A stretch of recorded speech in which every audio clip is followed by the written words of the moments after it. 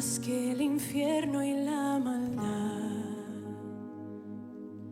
Dejó su trono y su gloria para traernos hacia Él.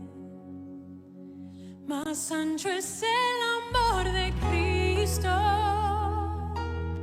que el foso que nos separó. Me alcanzó en mis tinieblas, solo en Él hay salvación. Más profundo que el mar, más allá del cielo está tu amor, me bastará. Más fuerte es el amor de Cristo. ¿Cómo andan? Hola, muy buenas noches, hermanos. Hermosa tarde-noche, con un poco de calor, pero eso no va a impedir tampoco que podamos venir a la casa del Señor como estamos ahora y poder alabar, bendecir, ¿sí?, su santo nombre, ¿sí? Vamos a comenzar con una oración, ¿sí?, en esta noche. Oramos.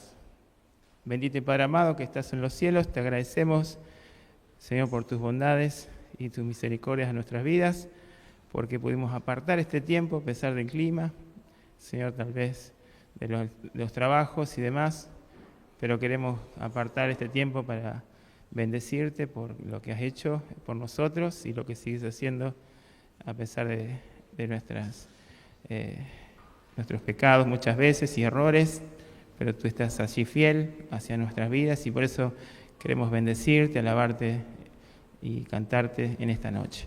Queremos así hacerlo en el bendito nombre de Cristo Jesús. Amén. Amén, Señor. Bien. Quisiera que leamos un salmo, Salmo 34:1. Bendeciré a Jehová en todo tiempo. Su alabanza estará de continuo en mi boca. En Jehová se gloriará mi alma, lo oirán los mansos y se alegrarán. Engrandeced a Jehová conmigo y exaltemos aún a su nombre. Acá David nos está hablando, ¿no?, de bendecir, de alabar, de hablar bien y de exaltar el nombre del Señor Jesús, del Señor nuestro Dios, en todo tiempo. Tiempo tal vez de escasez, de abundancia, de enfermedad o no enfermedad, de calor o frío, en este caso, pero el Señor se agrada de sus hijos cuando vienen a su casa y podemos todos juntos bendecir su nombre, como en esta noche. La primera canción dice: bueno es alabar, oh Señor, tu nombre, darte gloria, honra, ¿sí?, y honor. ¿Nos ponemos de pie como es la canción?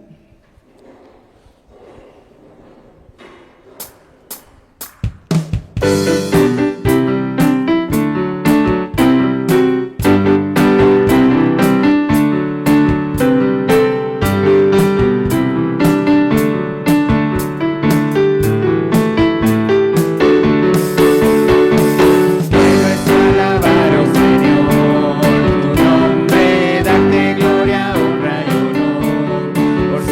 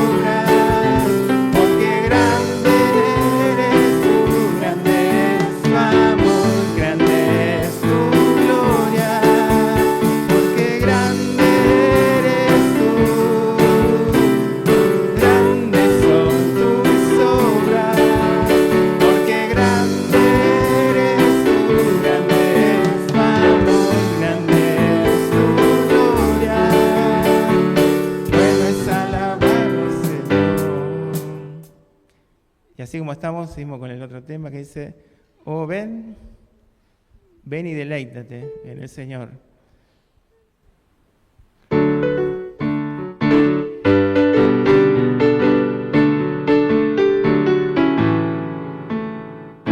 Oh ven y deleítate en el Señor, y Él te concederá las peticiones de tu corazón. Oh, ven y deleítate en el Señor, y Él te concederá las peticiones de tu corazón. Confía solo en Él, y Él te dará. Espera solo en Él, y Él hará. Oh, ven y deleítate en el Señor, y Él te concederá las peticiones de tu corazón, las peticiones de tu corazón, las peticiones de tu corazón. Tomamos asiento. Le voy a pedir a Diego, que tenga un momento de oración antes de la palabra.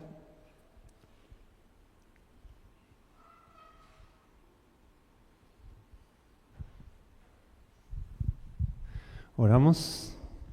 Padre nuestro, Señor, te damos gracias, Señor, en esta noche que pudimos venir aquí a alabarte, Señor, pero también destinar este tiempo para aprender más de ti, Señor, y como iglesia elevar las peticiones, Señor, de nuestros corazones. Pero no solamente peticiones, Señor, sino también agradecimiento. Podemos ver, Señor, tu mano de amor, Señor, tu poder sobre toda situación y cómo tú siempre estás presente en todo momento de nuestras vidas. Te damos la gloria y la alabanza que solo tú te mereces. Ponemos todo en tus manos y lo pedimos en el nombre del Señor Jesús. Amén. Gracias, Diego. Bien, Nelson, sí.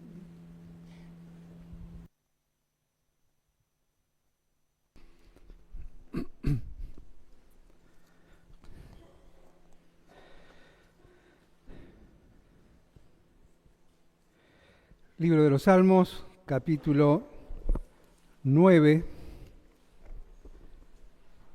Vamos a ver si podemos terminar con este salmo en el día de hoy, ¿sí?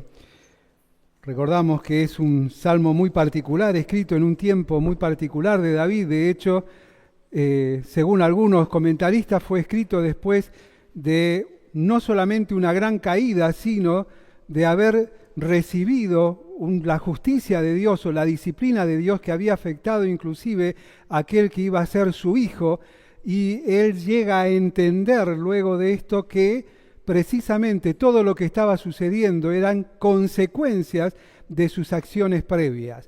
No era un hecho circunstancial, sino era consecuencia de sus acciones previas, que aun cuando él no lo había reconocido desde su comienzo como una actividad natural en su vida, tuvo que ser reprendido por Natán, diciéndole que no era importante que él reflexionara sobre la ley, sino que reflexionara sobre sus acciones. Recordamos que Natán lo lleva a confrontarlo con una situación, diciéndole: eres tú, juez de Israel, ¿qué harías? Y entonces, tras la condena que él mismo haría hacia otros, Dios le dice: bueno, ese hombre eres tú. Y es allí donde David entiende cuál es su condición. Y uno de los salmos que escribe luego de esto es este salmo. Y en este salmo precisamente él nos lleva y nos mueve a alabar a Dios. Pero lo hace de una manera muy particular, porque lo hace con mucha tristeza. Le veíamos en el comienzo que precisamente cuando vemos ahí la palabrita Mulabem, hace referencia al tipo de música, y era una música triste, era una música que generalmente se utilizaba para pérdidas, ¿sí?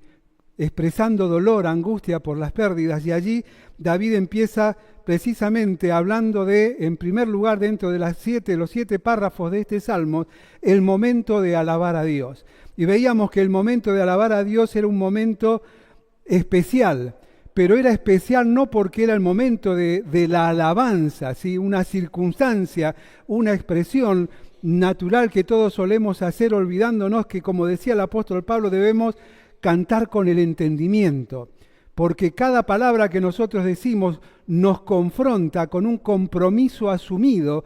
¿Por qué? Porque nuestras palabras se expresan un compromiso incluso con Dios que debemos nosotros de cumplir. Y arranca el verso primero diciendo: te alabaré, oh Jehová, con todo mi corazón, contaré tus maravillas, me alegraré y me regocijaré en ti, cantaré a tu nombre, oh Altísimo. Y en este momento de alabar al Señor, Él nos invita a tener una expresión sincera.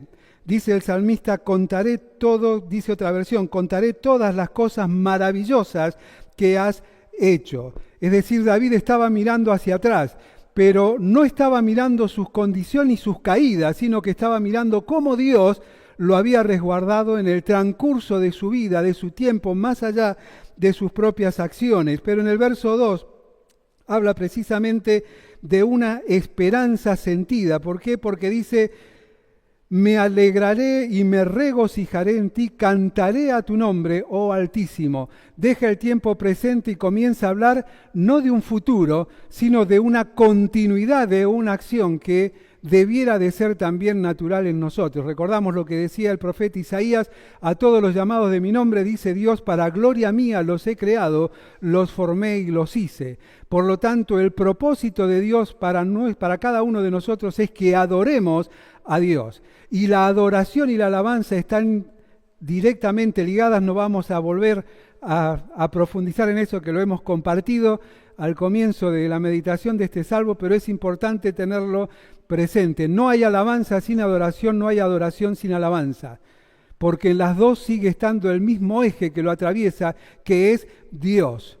Dios en lo que Él es, reconocimiento de lo que Él es, adoración, reconocimiento de lo que ha hecho en beneficio mío, la alabanza, ¿sí? Pero Dios siempre es el centro, Dios siempre es el eje. Y continúa el salmista del verso 3 al 6 diciendo: mis enemigos volvieron atrás, cayeron y perecieron delante de ti, porque has mantenido mi derecho y mi causa, te has sentado en el trono juzgando con justicia, reprendiste a las naciones, destruiste al malo, borraste el nombre de ellos eternamente y para siempre. Los enemigos han perecido, han quedado desolados para siempre, y las ciudades que derribaste, su memoria pereció con ellos. El motivo de la alabanza, no solamente el momento del alabar, sino el motivo. Y en primer lugar, el gran motivo es su presencia. Dice: cuando apareciste, dice la versión 60, delante de ti. Se volvieron atrás y cayeron delante de ti. Dice la NTV: cuando apareciste, ellos cayeron. La presencia de Dios es la que tiene poder y autoridad. No hay ninguna victoria que sea personal.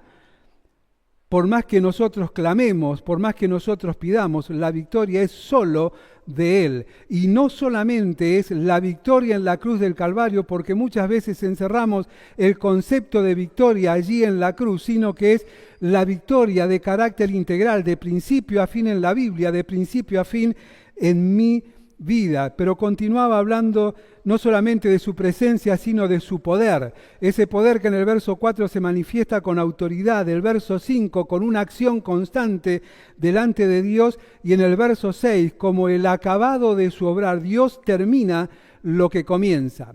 Y lo comienza y lo termina en sus tiempos, no en los nuestros. Pero sigue diciendo del verso 7 al 10, pero Jehová permanecerá para siempre, ha dispuesto su trono para juicio, Él juzgará al mundo con justicia y a los pueblos con rectitud.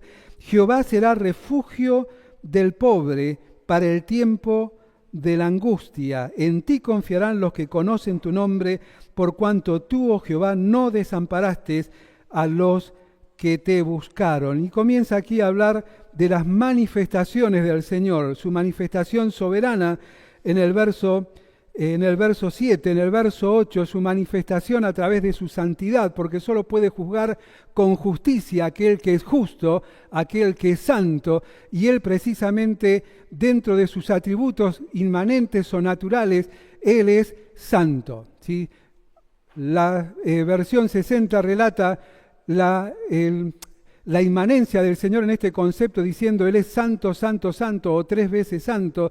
En realidad en castellano tenemos una palabra para eso que es santísimo, ¿sí? No hay nadie por encima de Él. Lo que sucede es que los hebreos en su lenguaje hasta el día de hoy no tienen superlativos. Nuestra lengua es una lengua mucho más amplia con palabras y demás, y así como nos ayuda a entender muchas veces ha sido utilizada con buenas intenciones, pero es bueno profundizar en los originales para ir entendiendo cuál es la dinámica de Dios, al igual cuando encontramos las repeticiones de palabras. Él es santo, pero también es el único, verso 9 y 10, que da seguridad, ¿sí?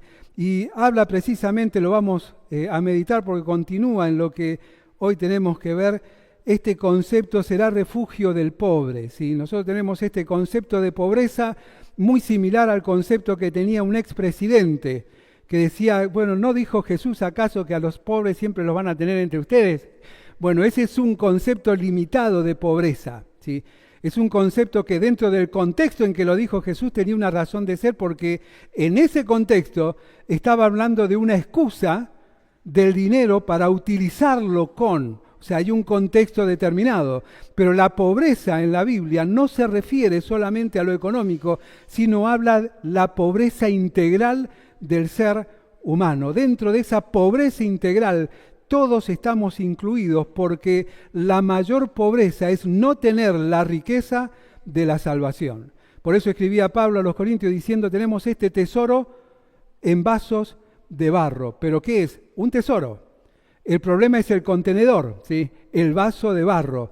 Somos nosotros. Pablo mismo decía, hablando de ese vaso de barro, que lo hacía padecer, que intento luchar contra mí porque el bien que quiero hacer no lo hago, porque el mal que mora en mí es más fuerte que yo. Pero lo importante de eso, como decía el salmista, estoy spoileando por ahí el punto que viene, pero decía el salmista precisamente eso, ¿no? Que él hacía lo que no quería, pero lo hacía. ¿Y por qué? Y porque habían partes en su interior que eran lo que se llama huellas psíquicas, dicen algunos psicólogos, cosas que hacemos de manera natural porque ya está marcado en nuestra mente, ¿sí?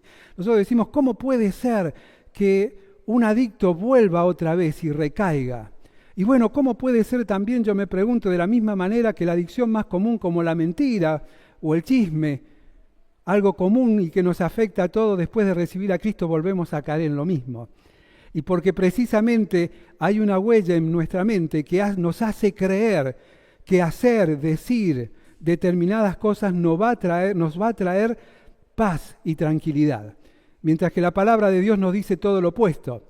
El mismo David lo confesaba, lo vamos a ver enseguida, cómo podía él acceder a esta seguridad y a esa paz de parte de Dios que le había traído gran angustia a su corazón. Verso 11 y 12 habla de la motivación a la alabanza. Cantad a Jehová que habita en Sión, publicad entre los pueblos sus obras, porque el que demanda la sangre se acordó de ellos, no se olvidó del clamor de los afligidos. La motivación de la alabanza son sus inolvidables hechos.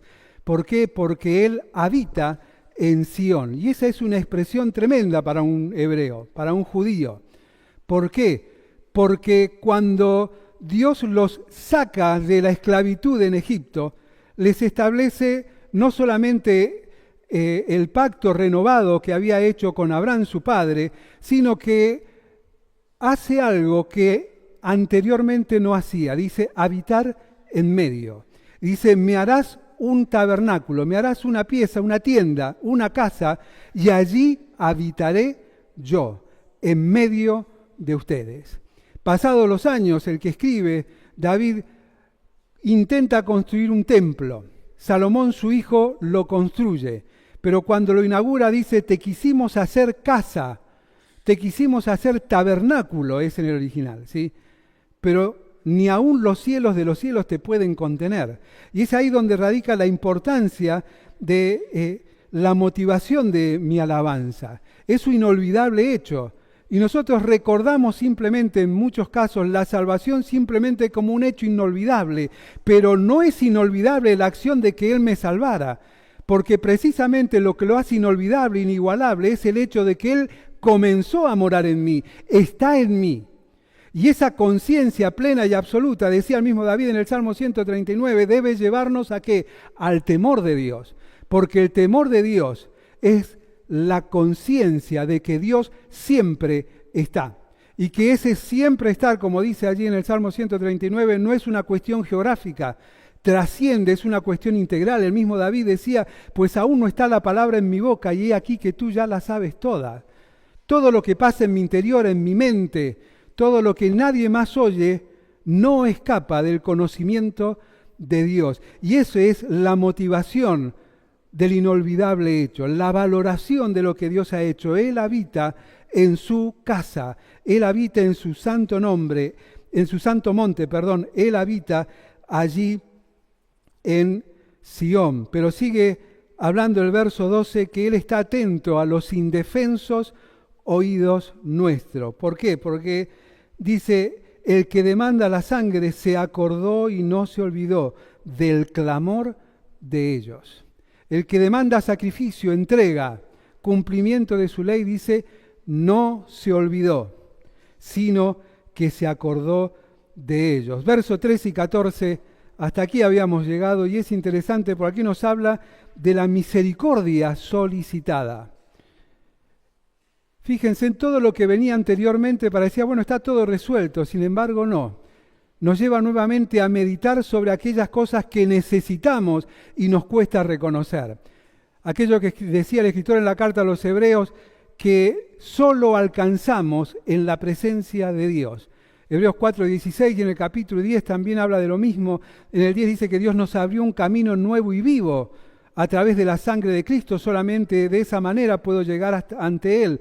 Pero también dice que, o nos invita a acercarnos pues confiadamente delante del trono de la gracia para hallar gracia y alcanzar de parte de Dios el oportuno socorro. Solo de parte de Dios el oportuno socorro. Ten misericordia de mí, dice el verso 13, oh Jehová, mira mi aflicción que padezco a causa de los que me aborrecen, tú que me levantas de las puertas de la muerte, para que cuente yo todas tus alabanzas en las puertas de la hija de Sión, y me goce en tu salvación. Ten misericordia de mí, mira mi aflicción que padezco, tú que me levantarás de las puertas de la muerte. Dice otra versión que da 4 peticiones directas. Dice, pedido de David hacia Dios, ten misericordia, mira cómo me atormentan, arrebátame del mal, sálvame, sálvame. Y es interesante porque en la alabanza, en medio de la alabanza, hay aflicción. David había alcanzado y conocido el perdón de Dios, pero había tristeza en su alma. ¿Por qué? Por lo que él había hecho. Por lo que él había hecho. Había una gran aflicción dentro de él. Él precisamente estaba, como dice el verso 13, atormentado. Y es asombroso encontrar no solamente en David, el mejor ejemplo es Job, en Pablo, en el Nuevo Testamento, entre otros, gozo en medio de la dificultad. Gozo en medio del tormento. Y lo interesante es que David se encarga de decir, en medio de la aflicción debe haber adoración, debe haber alabanza, debe cumplirse el propósito de Dios. ¿Por qué? Porque Dios es, como decía anteriormente, Él mismo es soberano, Dios es santo, Dios es el único que da seguridad. Y solamente en Él nosotros podemos, más allá del atormento del corazón, gozarnos en Él. En el Salmo 23:5 es algo maravilloso. Tú preparas un banquete en presencia de los que angustian mi alma. No me quitas de ese lugar. Tú eres el que se ocupa de mí. Y muchas veces en medio de la aflicción nosotros nos preocupamos de aquellos que se ocupan de mí, a favor o en contra. Sin embargo, dice, aquellos que angustian mi alma están más allá. ¿De qué? De mi relación con Dios. Ese es el propósito, ese es el fin, es mi relación con Dios lo relevante. Pero no es relevante ni siquiera mostrarlo delante de los demás, sino es relevante en la dinámica cotidiana de vida con Dios. ¿Por qué? Porque en mostrarlo a los demás nos convertimos en perfectos demostradores de que somos evangélicamente correctos. Por ejemplo, no faltamos a ninguna actividad de la iglesia, pero eso no habla que en medio de la aflicción yo me goce. Estoy involucrado en muchos ministerios, eso no habla de que en medio de la aflicción Dios sea el eje central de mi vida. Estoy en medio de dificultades, nada quita al Dios soberano en medio de todo. Pablo escribía en 2 Corintios capítulo 4, dice, lo citábamos recién, este tesoro en vasos de barro, ¿sí? Perfecto, qué bueno que es, yo soy débil, el grande es Él el que mora en mí. Pero lo que sigue diciendo es tremendo, porque habla precisamente de alguien que entendiendo su propia condición, se acerca a Dios con sinceridad, abriendo y contando todo lo que él era. De hecho, encontramos al apóstol Pablo diciendo muchas veces lo que él era. Yo en apariencia soy el mejor, nadie me puede decirme nada. ¿Sí? Conocimiento, ¿alguno estudió con Gamaliel? ¿No? Los pocos, los mejores. Bueno, yo sí. Y no solamente eso, tenía contactos sociales, contactos con el imperio más grande de la época. De hecho, había recibido cartas para que hiciera lo que a él le pareciera. Sin embargo, él mismo decía, todo esto lo tengo por basura. Todo esto lo saco de mí, porque el propósito es otro. El propósito de Dios a través de mí es absolutamente otro. Absolutamente otro. Pero aún a pesar de eso, y de poder inclusive algún comentarista dijo, el gran error de Pablo fue apelar a César, y cuando lo analizamos humanamente sí, fue un grave error, pero estaba dentro de los propósitos de Dios, seguramente que metiera la pata en ese aspecto, si es que la metió, ¿no? Porque es una interpretación especulativa dentro de lo que es la teología. Pero él, teniendo a su alcance todo el bien para su favor, todo lo tuvo en poco. Y no solamente lo tuvo en poco, sino teniéndolo en poco, vinieron hacia él muchas angustias. Y él mismo lo relata. ¿Querés una vida sufrida? Me azotaron, me dejaron por muerto, me descolgaron de un muro. Estoy preso. Un montón de veces. De hecho, murió, pasando sus últimos años en la cárcel. Sin embargo, él tenía, y escribía desde la cárcel, prosigo a la meta, al premio del supremo llamamiento. Avanzo. ¿Por qué? Porque en medio de la aflicción tengo claro el objetivo. Y el objetivo es mi relación con Dios, no mi relación con los demás.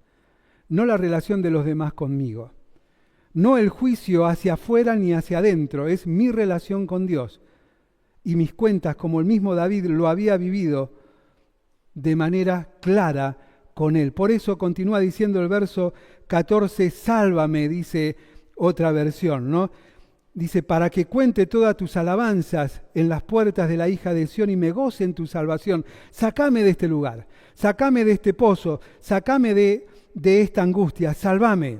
Lo que estaba reconociendo David es que Dios era mayor que todos sus enemigos, aun cuando el peor enemigo de él era él mismo, no eran los demás. Pablo mismo lo decía, lo citábamos recién. Él decía, tengo una lucha conmigo mismo, porque mi mayor enemigo no es Satanás ni los demás, soy yo, porque el bien que quiero hacer no lo hago. Pero hay dentro de tantas experiencias en la vida de David y tantos salmos que él escribió, el Salmo 40 es muy particular, porque el Salmo 40 habla precisamente de cómo llegar al gozo en medio de la aflicción. Del verso 1 al 3, de 1 al 4, encontramos el reconocimiento de su condición. Él estaba en un pozo de desesperación y fue escrito casi al mismo tiempo que este salmo. No sabemos si antes o después, algunos dan fechas, pero en la misma situación. Y él estaba en el pozo de desesperación, pero en el pozo de desesperación tuvo que haber un reconocimiento. Y dentro de ese reconocimiento no era para con él ni para con los demás, sino para con Dios. Y eso lo llevó a comenzar escribiendo: pacientemente esperé al Señor, y Él se inclinó a mí. ¿Cuándo? Cuando a Él le pareció, y me sacó del pozo de desesperación, del lodo cenagoso, donde estaban enterrados mis pies, y puso luego mis pies sobre peña. Muchos toman esto como una alegoría de la salvación, pero sin embargo el Salmo no nos habla de salvación. Nos habla de lo que sigue hablando precisamente del verso 6 al 10, restauración. Y no hay restauración sin reconocimiento. Es imposible. Y la restauración es una acción no solamente de reconocimiento del error, sino, como sigue diciendo el mismo salmista, una acción de obediencia a Dios, de obediencia a Él, de vivir conforme a lo que Él demanda de mi vida. Y sigue diciendo del verso 11 en adelante que precisamente aquel que reconoce y es restaurado encuentra resguardo solo en Dios. Solo en Dios. Solemos nosotros olvidarnos de la mejor ayuda que tenemos, que siempre está cerca de mí. Escribía el mismo salmista David que la estaba pasando muy mal, Salmo 30, verso 11 en adelante, ¿sí? Dice: me cambiaste, dice, mi lamento, mi tristeza en gozo, en baile. Me ceñiste todo de alegría, por tanto a ti cantaré gloria mía, decía el salmista David. Ahora, eso no es una acción de Dios impuesta, eso es una acción consecuente a una acción personal. No existe el gozo como resultado de la alabanza y la adoración, no. El gozo existe como consecuencia del reconocimiento y la restauración. El mismo salmista, hablando del mismo contexto, Salmo 32 y 51, decía: mientras callé, se envejecieron mis huesos. Está hablando de dolor profundo, de ese dolor que nadie puede entender salvo el que lo padece, y aún aquel que lo ha padecido de manera similar a uno, no lo puede entender como yo lo estoy pasando, porque es absolutamente personal. Mientras callé, se envejecieron mis huesos en mi gemir todo el día. ¿Pero qué dice después? Habla de reconocimiento. No hay reconocimiento. Si no hay reconocimiento, no hay restauración. Dice: mi pecado te declaré. Y todo cambió. Comienza el obrar de Dios. Comienza no solamente la restauración, sino la seguridad, el resguardo que solamente Dios puede darnos. Y comenzamos ahí a disfrutar, aun cuando es una analogía a lo que decía el salmista en el Salmo 91, si mal no recuerdo: el ángel de Jehová acampa alrededor de los que le temen y los defiende. Bueno, eso es una cristofanía, eso no es para nosotros es mucho más grande aún. Él no acampa alrededor mío, Él no levanta tiendas, Él no hace tabernáculos alrededor mío. Lo citábamos en 2 Corintios 4. Él tiene su tabernáculo, ¿dónde? En mí. Tiene su tabernáculo en mí. Y eso es mucho más grande y más profundo. Eso es confrontación directa y cotidiana con lo que yo soy delante de Dios. Atormentado y atrapado. Pero cuando hay reconocimiento, viene la restauración, que demanda de mi obediencia, obviamente, Y viene el resguardo, el cuidado, la seguridad. Verso 15 al 18 dice: se hundieron las naciones en el hoyo que hicieron, en la red que escondieron fue tomado su pie. Jehová se ha hecho conocer en el juicio que ejecutó, en la obra de sus manos fue enlazado el malo. Los malos serán trasladados al Seol, todas las gentes se olvidan de Dios, porque no para siempre será olvidado el menesteroso, ni la esperanza de los pobres perecerá perpetuamente. Y aquí habla precisamente de los momentos en que hubieron intervenciones divinas en la historia, porque está hablando en primer lugar de las estrategias de las naciones, el verso 15 al 17. Han caído en el hoyo que cavaron, sus pies quedaron atrapados, son presos de sus propias acciones, descenderán a la tumba. Y es interesante este concepto, la estrategia de las naciones, porque no solamente son los pueblos, sino también somos las personas las que tomamos estrategias o asumimos roles, tomamos decisiones que tienen, como lo relata el salmista David, un efecto boomerang, ¿sí? ¿Viste el boomerang? Si yo lo tiro, córranse, pero si lo tira alguien que sabe, ¿qué hace el boomerang? Vuelve al que lo tiró, vuelve al que lo arrojó. Tarde o temprano, vuelve al que lo arrojó. Y es interesante este concepto porque habla de un principio bíblico. En el libro de Números, Dios le decía al pueblo de Israel: mirá, tené cuidado, porque si no obedeces estos principios, dice, tu pecado, efecto boomerang, te alcanzará. Tu pecado te alcanzará. Mi pecado me alcanzará. ¿Sabes? Hay consecuencias de nuestro pecado que son imposibles de evitar, pero otras que son posibles de evitar sus consecuencias. Las imposibles de evitar son aquellas que han producido un daño no solamente en mi interior, sino en mi exterior. No solamente en mi parte inmaterial, sino en mi parte material, mi cuerpo. Creo que varias veces les he contado de un tío mío que fumaba muchísimo antes de conocer al Señor.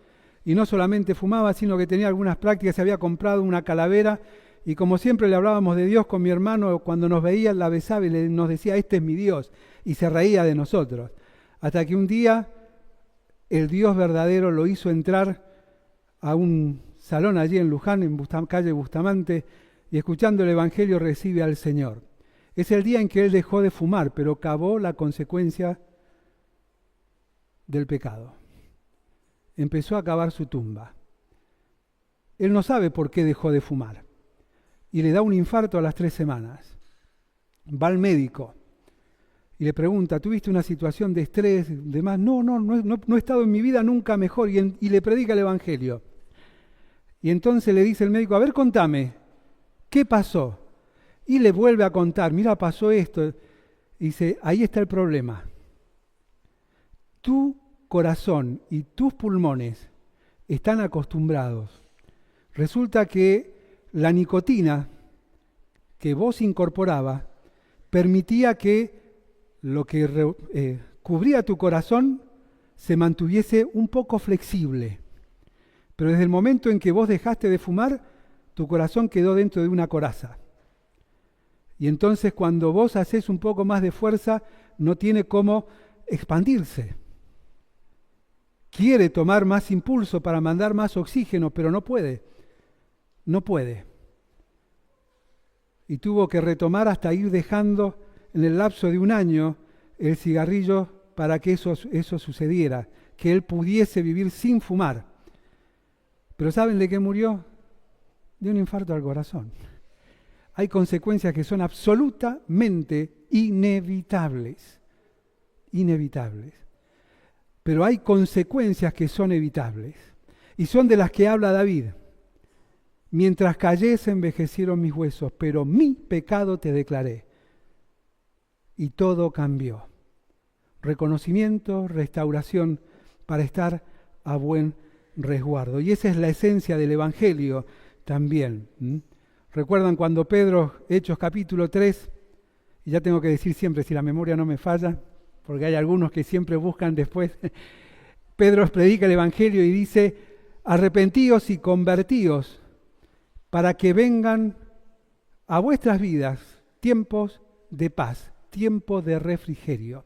El arrepentimiento habla de salvación, pero la conversión habla de santidad, esa santidad progresiva en la cual nosotros nos debemos ejercitar desde el momento en que creemos.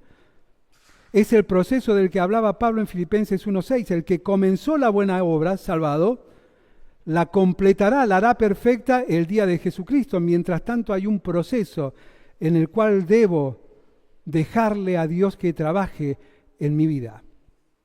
Y en ese proceso de dejarle a Dios trabajar en mi vida, comienzan los cambios. Y comienza ya dejando de lado la estrategia de las naciones, mi estrategia personal de cubrirme solo a mí, a la esperanza de los necesitados. Verso 18, porque no para siempre, será olvidado el menesteroso, ni la esperanza de los pobres perecerá perpetuamente. La esperanza de aquellos que pasan necesidad, dice la interlineal, ¿sí? La esperanza de aquellos que pasan necesidad. ¿Por qué? Porque la pobreza, el menesteroso, precisamente habla de la integralidad, no solamente de la economía. Somos pobres, angustiados de manera integral por nuestro pecado que nos condena, pero también por nuestro pecado que nos lleva a nuestras propias caídas. Pero aún llevándonos a nuestras caídas, aquel que me rescató, nos dice, como escribía Juan en su primera carta, diciendo, hijitos míos, estas cosas te escribo, ¿para qué? Para que no peques. Pero si hubierais pecado, Juan mismo estaba reconociendo que hasta a él mismo le pasaba, a Pablo le pasaba, a Pedro le pasaba, a David le pasaba, a mí me pasa. Si hubierais pecado, abogado tenemos para con el Padre, a Jesucristo el justo, el cual es amplio en perdonar. Muchas veces se utiliza esta porción para predicar el Evangelio, nada más alejado de la realidad, porque le está escribiendo a la iglesia, te está escribiendo a vos, me está escribiendo a mí, está escribiéndonos para entender este concepto que nos ayuda a volver a tener una relación plena con Dios. Este concepto de reconocimiento, de restauración, este concepto de volver a buen resguardo, a estar delante de Él. Todos los que pasan necesidad. Y ¿sabes qué? También en el Sermón del Monte pasa algo interesante. ¿Cómo comienza el Sermón del Monte? ¿Qué es lo primero que se relata allí? Bienaventurado. Bienaventurado. Y lo interesante de las bienaventuranzas es que no son o no es una acción que se alcanza a través del sufrimiento. No. Es una acción que se alcanza a través del disfrute de la gracia que me alcanzó. Porque bienaventurado soy cuando lloro porque voy a recibir consolación, pero Dios no me consuela ni por WhatsApp, ni por redes sociales, ni a distancia, porque el que mora en mí, Él mismo dijo que ¿cómo lo llamó Jesús? A la tercera persona de la deidad. El otro consolador. No está lejos de mí, no está fuera, no es algo que debo buscar, es algo que debo precisamente disfrutar. Disfrutar, eso me hace bienaventurado. Soy bienaventurado porque soy su hijo. Y en medio de la dificultad, en medio de la aflicción, Él está ahí, Él está conmigo, preparando mesas delante de mí en presencia de los que angustian mi alma. 2 Corintios, citábamos 4:8, si mal no recuerdo, tenemos este tesoro en vasos de barro, pero sigue diciendo después, pero somos atribulados, y viene algo a marcar, a subrayar, mas no. Todo lo que nos puede venir, pero todo lo que no me va a alcanzar y me va a permitir disfrutar el ser bienaventurado en la medida que mi relación con Dios sea una relación sincera, una relación sana, una relación que me lleve a una transformación constante y cotidiana junto con Él. Porque Dios no demanda de nosotros nada más que lo que decía Miqueas en el capítulo 6. ¿Qué es lo que pide el Señor de ti? ¿Recuerdan? Sino hacer justicia, amar misericordia y ser humilde. ¿Ante quién? ¿Ante el pueblo? ¿Ante las autoridades? ¿Ante quién? Ante Dios. Ante Dios. Así pudiese entender cada día un poquito más esa idea que Dios nos ha dejado en su palabra, me alejaría de mis diferencias con mis hermanos. Porque el propósito está relacionado con Él. Hacer justicia, amar misericordia. Todo eso lo puedo hacer solamente cerca de Él. No son obras, son sentir del corazón, actitudes cotidianas, impensadas, que surgen, como en la parábola del buen samaritano. El buen samaritano no iba pensando tengo que ayudar a alguien, dice que vio en el camino y se bajó y ayudó, y todo lo hizo en el camino. Pero lo interesante es que no hace mención este perro o este samaritano o este gentil, porque cualquiera de las expresiones estaría bien traducida, porque todo eso representaba para un judío. Nunca preguntó, che, pero ¿no pasó alguien antes? Como decía Marcos Vidal en su canción, che, ¿no pasó el sacerdote, el pastor? ¿No pasó el de la alabanza? ¿No pasaron los hermanos? Ni siquiera preguntó eso, porque era una acción natural, una acción que fluía, no una acción premeditada. Todo lo que es premeditado lo debo evaluar bien, porque mucho de lo que hago premeditado me acerca a los seres humanos, a los hermanos, pero me aleja de Dios. Me aleja de Dios. Porque todo lo premeditado siempre está relacionado con lo que yo pienso, con lo que yo quiero, con lo que a mí me agrada. Sin embargo, el Dios de la Biblia nos dice, bien, tenés que tener un corazón dispuesto a hacer misericordia, justicia, ser humilde ante Dios. En otras palabras, dice, todo lo que te venga a la mano a hacer, hazlo según tus fuerzas, no según tus capacidades, tus intereses y demás. Es según tus fuerzas, según tus propias fuerzas. Es eso lo que Él pide. En el libro de Deuteronomio, Miqueas lo enfocó de una manera particular que nos afecta más directamente a nosotros.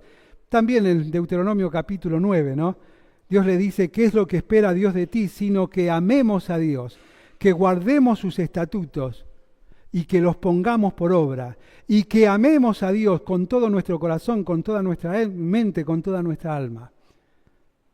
Porque solamente así vamos a poder exteriorizar de manera natural el cambio y la transformación que Dios ha hecho en cada uno de nosotros. Y podemos hacerlo en la medida en que estemos llenos de Él. Pablo escribía a los Colosenses en el capítulo 2 diciendo que nosotros estamos completos ¿en quién? En Él. Estamos completos en Él. En otra porción nos dice que nosotros tomamos de su plenitud.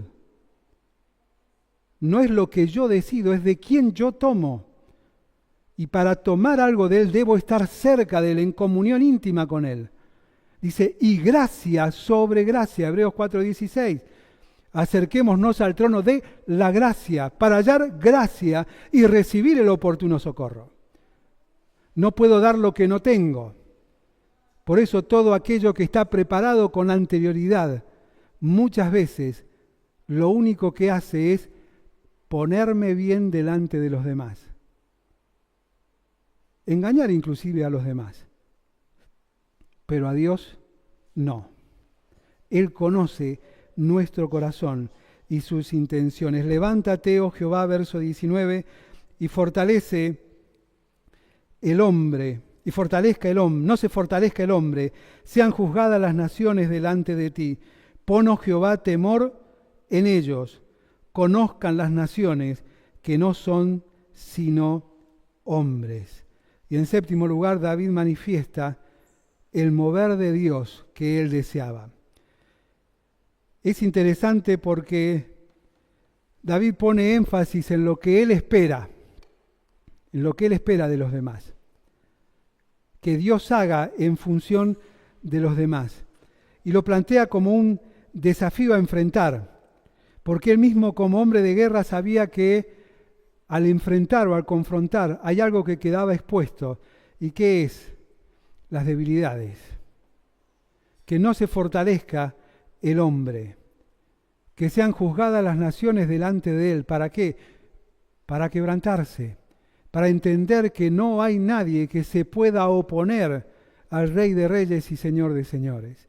Hay algo que es un desafío a enfrentar, pero no en tercera persona, sino en primera persona. David procuraba, con las herramientas que tenían, que son mucho menores en cierta medida a las que nosotros tenemos, iguales en otro aspecto a las que nosotros tenemos. Diferentes, ¿por qué? Porque no tenía acceso al compendio total de la palabra de Dios, ni a comentarios, ni a consultar con muchos todo lo concerniente a Dios, porque él estaba precisamente haciendo parte de la historia que iba a influir en nuestra historia.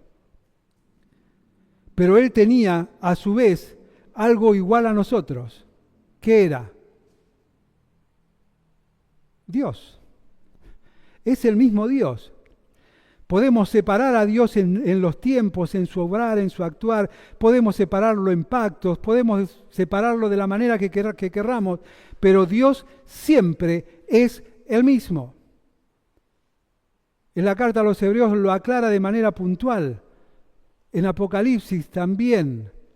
Jesucristo es el mismo hoy, ayer y por los siglos. No hay en él mudanza ni sombra de variación. No cambia por las circunstancias humanas. Él es exactamente el mismo. Y el desafío a enfrentar es un desafío personal conmigo mismo. Muchas veces tengo un enfoque hacia afuera. Y es un enfoque, hay que entender el contexto de David, ¿no? Él estaba protegiendo a todo un pueblo, procurar no perder tierras, de hecho alcanzar aquellas que debía de conquistar y libertar y demás. Y nosotros también estamos ante mucha tierra perdida que debemos conquistar. Y esa tierra perdida no es ni la del vecino, ni la de mi hermano, ni de la de nadie más. Es la mía, es la de mi mente, es la de mi corazón. Porque hay muchos espacios que hemos ido cediendo y nos hemos acostumbrado. Cosas que hemos guardado y no queremos sacar de allí, porque sacarlas de allí nos producen daño. Y esos son terrenos perdidos. Y esos terrenos hay que conquistarlos. Y no hay otra manera que conquistarlos que comenzar a sacarlos de adentro nuestro, de exponerlos delante de Dios. Asumir responsablemente el desafío a enfrentar dentro de esta dinámica de vida que tengo con Él. Y no volver, como vuelve el verso 15, el 15 al 17, ¿no? A la estrategia de las naciones. No debemos volver a eso, porque precisamente todo esto nos lleva a algo muy puntual. El desafío a enfrentar mi debilidad queda expuesta. Cuando identifico el desafío a enfrentar mi debilidad, queda expuesta. Lo citábamos con David recién, como hombre de guerra él lo sabía. Él lo sabía. Y cuando Natán lo enfrentó por su pecado, su debilidad quedó expuesta. Pero esa debilidad debilitó también a su pueblo. Porque no fue solamente ese momento. Debemos hacer un stop ahí en la película de la vida de David y ir hacia atrás. No solamente fue su caída con Betsabé. ¿Qué pasó antes?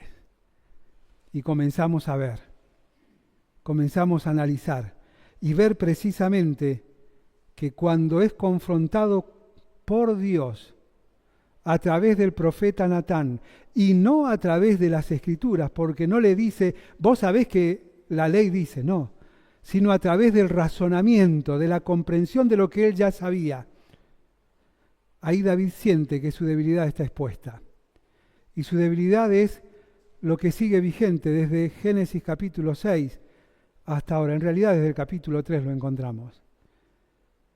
Pablo lo expresaba de una manera muy acotada pero amplia y profunda, diciendo, no hay justo ni aún uno, no hay quien busque a Dios. Es Él el que nos vino a buscar, es Él el que pone a disposición todas sus herramientas. ¿Para qué?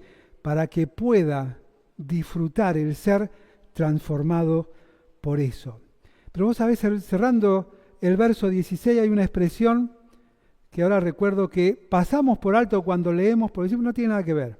Y yo también la pasé por alto de mis apuntes y recién miro y se me fija en Agión Selá. Decimos, ¿qué tiene que ver? Bueno, si está en otro idioma no me interesa. ¿Sabés cuál es la idea de la Agión Selá? Bueno, hasta acá, pará y pensá. Reflexioná hacia atrás. Es esa la idea de la Agión Selá. Es una pausa musical, pero es un parar para pensar, para reflexionar, para analizar cómo estamos delante de Dios. Y en ese análisis poder ponerme a cuenta con Dios. Es algo personal. Y es algo que nos gusta decirle a aquellos que no conocen a Cristo. Ponete a cuenta con Dios, porque si tu vida se acaba, el infierno te espera. Y quizás no habrá un mañana. Y hay una expresión en la Biblia que pasa desapercibida, allí en el segundo libro de Samuel, el último encuentro entre David y Jonatán, donde Jonatán le dice a David, mañana tu silla, ¿alguien se acuerda? Es que yo lo leí un montón de veces y pasa desapercibido, ¿no? Tu silla estará vacía y se te va a extrañar. Me van a extrañar. No, pará, que el punto es, tu silla estará vacía. Tu silla estará vacía. Ezequías estaba en lo mejor de su reinado. Podía parar, hacer un alto y pensar mirando hacia atrás, y realmente con errores y aciertos Dios lo había acompañado. Y había habido paz en su reinado. Y teniendo esa tranquilidad en su corazón, Dios, viendo y teniendo esa relación tan íntima con él, dice que le dice una noche, estando él enfermo, que le dijo, mañana tu silla estará vacía. Esta noche vas a morir. ¿Y qué hizo Ezequías? Lloró amargamente. Yo no quiero eso para mi vida.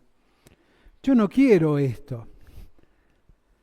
Y dice que oyó el llanto, el clamor de Ezequías, y Dios le dijo, bueno, te voy a extender tu vida. Y la vergüenza más grande en la historia del pueblo de Israel sufrió en el reinado, o la vivió en el reinado de Ezequías. Cuidado con lo que pedimos. Cuidado. Dios es un Dios que no está atento a los cambios que a nosotros se nos ocurran, ¿no? Él ya conoce, se llama pregnosis en teología, ¿no? Pedro lo explicaba de manera tremenda en el primer capítulo de su carta. Pero cuidado, porque a veces miramos el deseo, pero no miramos la circunstancia como una consecuencia de mi pasado.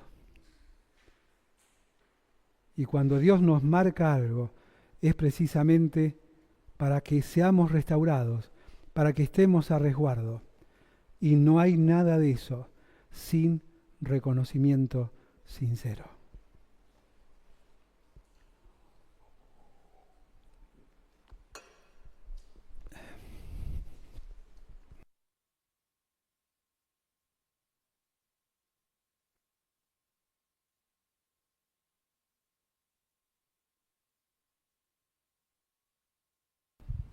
Muy bien, la reunión ha culminado. Gracias, Nelson, por tu tiempo, por la palabra de Dios, ¿sí?, que ha traído nuestras vidas. Y hablaba de reconocerlo, ¿no? Y Proverbio habla de reconocer a Dios en todos los caminos, ¿no? Para que Él enderece nuestras veredas, ¿sí? En cada paso, en cada decisión, no olvidemos, ¿sí? Que Dios es el que quiere estar en intimidad, en cada paso de nuestras vidas. Bien, también vamos a tener un momento de oración, ¿sí? Nos vamos a estar separando y la semana pasada, ¿no? Nos juntamos por Dieguito y oramos, rogamos por su vida. Y bueno, ahí lo tenemos aquí a Diego. Es una alegría que el Señor haya contestado la oración también de cada uno de nosotros, ¿sí? de la iglesia en general, por todo lo que estuvieron intercediendo. Y bueno, y seguimos orando por todo el proceso que sigue, ¿no? De aquí en adelante también por Diego y Joa. También tenemos viajes misioneros, hay varios viajes. ¿Hay lugar, Jorge, para ir a Chaco? ¿Quedan lugares todavía? 2 lugares. Bien, entonces Jorge, Kela y algunos más van a ir a Chaco, ¿sí? ¿Cómo? Y Caro van a estar viajando también para el Chaco. Bien, para Santiago del Estero también, bandera bajada, algunos de los chicos van a estar viajando, ¿sí? Bien, me salen de todos lados acá. Muy bien, mañana entonces van a estar viajando también por el Chaco. Y la ruta 23 también los chicos ya salieron, están en viaje. Muy bien, pero oramos por ellos, por todo lo que van a estar haciendo allí. También por el programa especial de Pascua aquí el domingo. Y no solamente aquí, también en Avellaneda. Sí, hemos recibido la plaquita, oramos por la actividad. Sabemos que hay hermanos que van a tomar bautismo allí. Algunos hemos conocido. Es muy lindo la decisión que han tomado estos hermanos. También por los enfermos. Sí, tenemos a Silvina Cataldi. Seguimos orando por su vida, por la evolución de las enfermedades, por Estela Herrera, por Esperanza, ¿sí? Carlos Magnien, por Mateo, ¿no? Lucio Moyano pasó el informe, se está recuperando bastante bien, pero bueno, seguimos orando para que se termine de recuperar bien. No sé si hay algún motivo más en especial. ¿No? Bien, si no, bueno, nos separamos.